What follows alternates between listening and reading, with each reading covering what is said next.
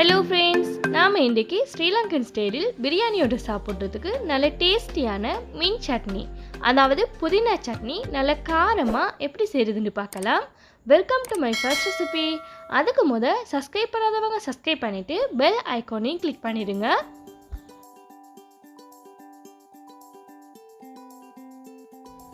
நான் வீட்டிலேயே புதினா செடி வளர்க்குறேன் ஃப்ரெண்ட்ஸ். அதனால் வீட்டில் இருந்தே நல்லா ஃப்ரெஷ்ஷாக பிச்சு எடுத்து இன்றைக்கி புதினா சட்னி செஞ்சு எடுத்துக்க போகிறேன். கூடவே பச்சை குச்சிக்கவும் வீட்டில் இருக்கிறதுனால பிச்சு எடுத்துக்கிறேன்.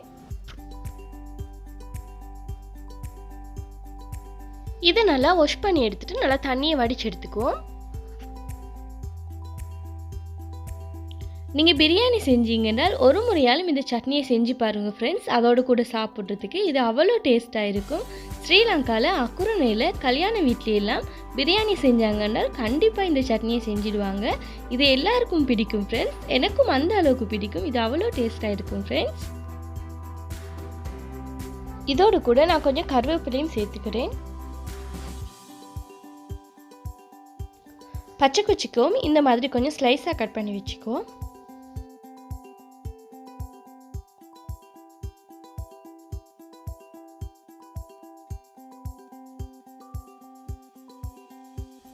ஃபஸ்ட்டில் நான் இதில் என்ன ஆட் பண்ணி அரைக்கிறேன்னு பார்த்தீங்க என்றால் புதினா இலையும் கருவேப்பிலையும் பச்சை குச்சிக்காவும் ஒரு பூண்டும் ஒரு இஞ்சி துண்டும் ஆட் பண்ணி அரைச்சிக்கிறேன்.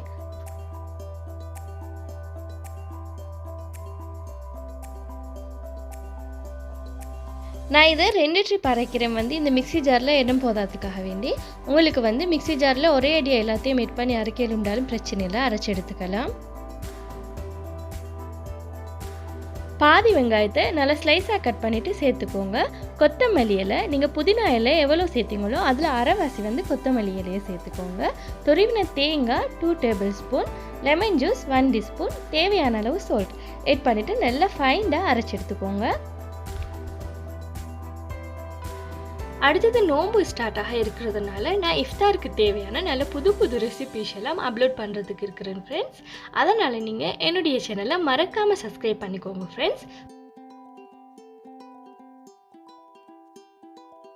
பாருங்கள் ஃப்ரெண்ட்ஸ், இந்த மாதிரி நல்லா ஃபைனாக அரைச்சி எடுத்ததுக்கு அப்புறமா சட்னி ரெடி ஆகிட்டுது.